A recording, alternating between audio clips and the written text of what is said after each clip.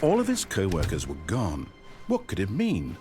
Stanley decided to go to the meeting room. Perhaps he had simply missed a memo.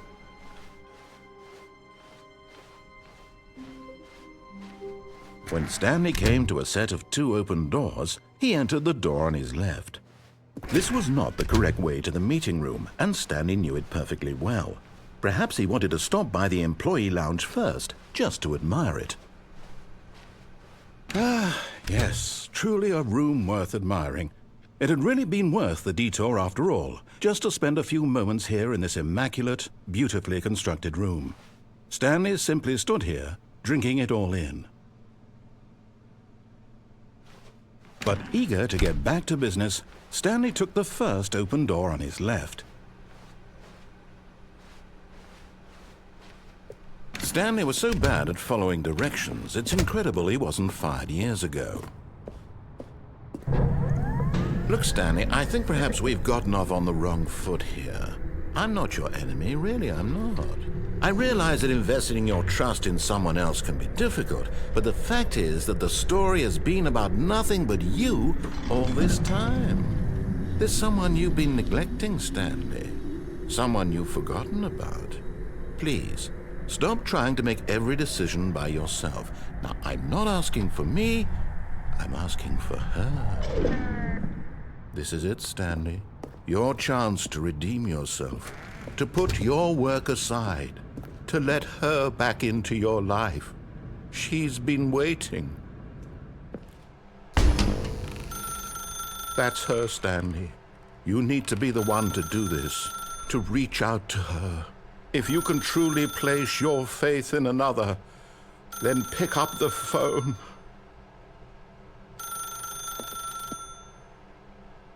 As Stanley picked up the phone, a white light engulfed him, filling him not just with radiance, but with hope. Hope for a life reunited one... Wait. Oh, goodness.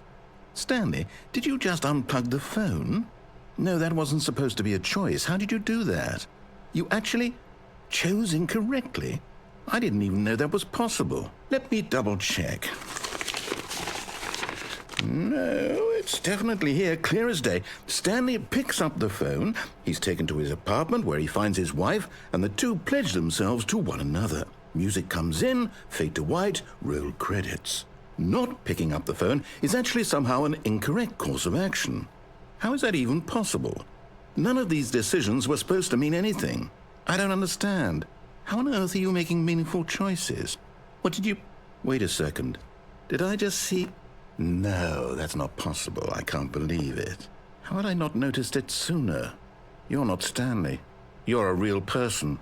I can't believe I was so mistaken. This is why you've been able to make correct and incorrect choices. And to think I've been letting you run around in this game for so long. If you'd made any more wrong choices, you might have negated it entirely. It's as though you completely ignored even the most basic safety protocol for real-world decision-making. Or did you not grasp the severity of the situation? Well, I won't have that kind of risk on my watch.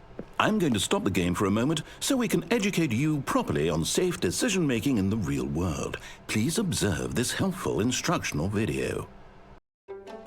Choice. It's the best part of being a real person. But if used incorrectly, can also be the most dangerous. For example, in this scenario, a hypothetical real person named Rupert has a choice. He could invent a machine that eliminates food shortages across the world to make life better for all people. Or he could spend years of hard work forgetting how to read. Which choice would you make? Remember that unlike here, the real world makes sense, and at no time should you make a choice that does not conform to rational logic. If you find yourself speaking with a person who does not make sense, in all likelihood, that person is not real. Allow the person to finish their thought, then provide an excuse why you cannot continue talking. Turn to a partner and practice saying, "My goodness, is it 4:30? I'm supposed to be having a back, sack, and crack." Excellent. Making choices on a regular basis is the best part to a healthy decision-making process. Most medical professionals recommend making at least 8 choices per day. Do you make more than 8? Less? And finally, If you begin to wonder if your choices are actually meaningful and whether you'll ever make a significant contribution to the world, just remember that in the vast infiniteness of space, your thoughts and problems are materially insignificant, and the feeling should subside. At this time, your instructor will guide you in an exercise to test and reinforce the material covered in this video. Welcome back. You may have noticed that this room has begun to deteriorate as a result of narrative contradiction. But not to worry. Now that you're properly informed on good decision-making, we're going to revisit a choice you made just a few minutes ago and see what the correct thing to do would have been. This way, please.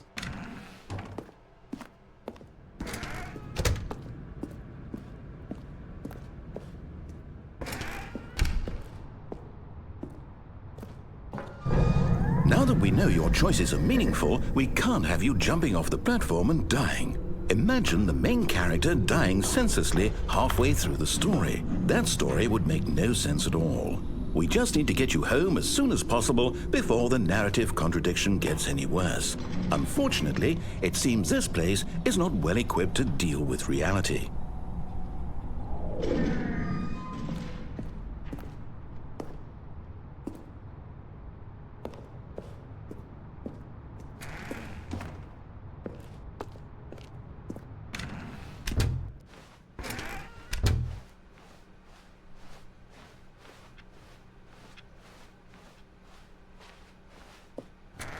Almost there. You'll take the door on the left, back to the correct ending, the story will have resolution once again, and you'll be home free in the real world.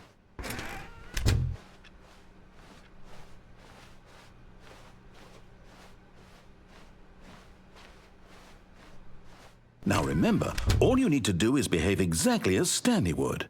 That means choosing responsibly and always putting the story first. I'm quite sure you'll be up to the task. Just follow my lead and you'll be fine. All right. When Stanley came to a set of 2 open doors, he entered the door on his left.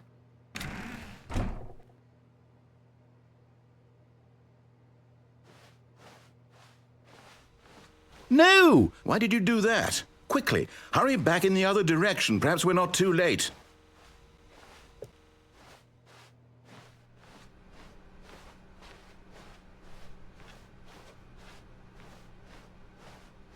Oh, it's ruined. I can't believe, after everything we talked about, that my story, you've destroyed my work. Why? For what? What did you get out of that? What did you think was so special about seeing the game undone, left here like so much garbage? It's worthless now.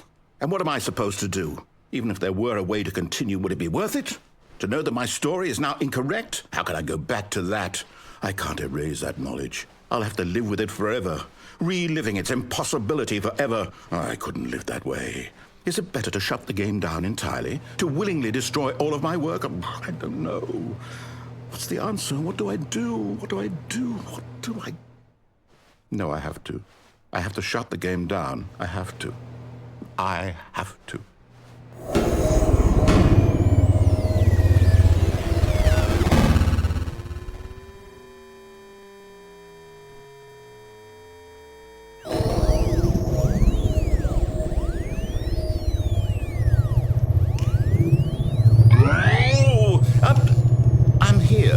I'm still here in this pile of rubbish, with you who thought you were so clever.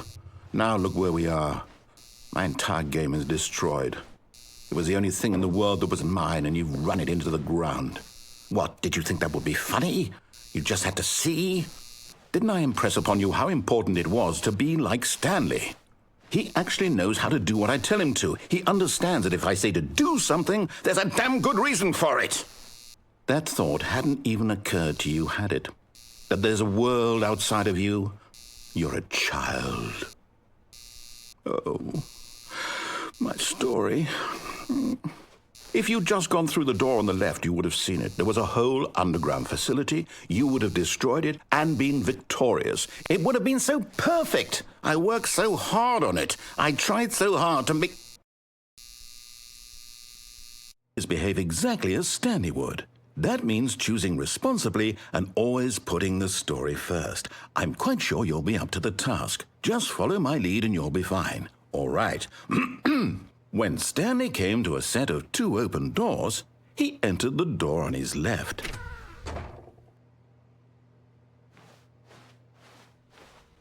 No! Why did you do that? Quickly, hurry back.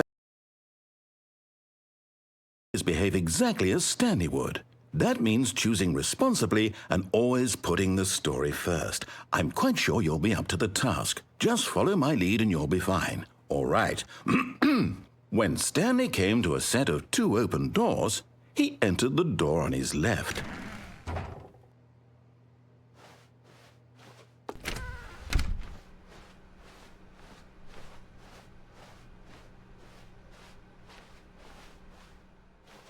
Yet there was not a single person here either. Feeling a wave of disbelief, Stanley decided to go up to his boss's office, hoping he might find an answer there. Coming to a staircase, Stanley walked upstairs to his boss's office.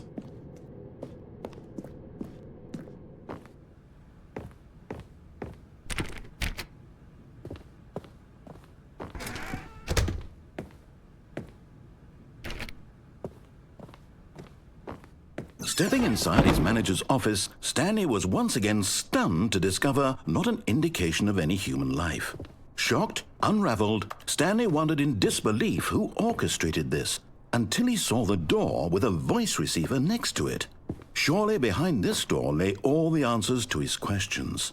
And beyond all probability, he knew the passcode. He had seen it on his boss's computer just last week. Night Shark 115. Was this the code to open the door? Would it still work? There was only one way to find out. Stanley had been trained never to speak up, but now he would draw from within himself the courage to face the unknown. He drew a sharp breath and then spoke the code.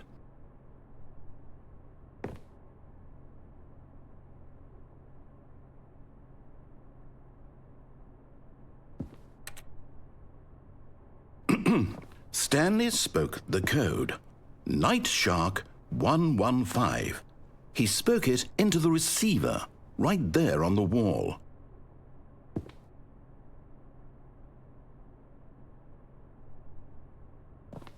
I'm sorry, is there a problem? You didn't mishear me, did you? Please speak the code into the receiver. Otherwise we can't get on with the story. This is a crucial step.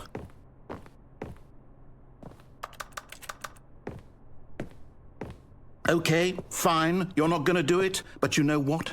It's pretty humiliating to bring you this far, only for you to suddenly decide you have better things to do. I asked you for this one single thing, for your respect. The kind of respect Stanley shows for his choices. He knows what it means to take a story seriously.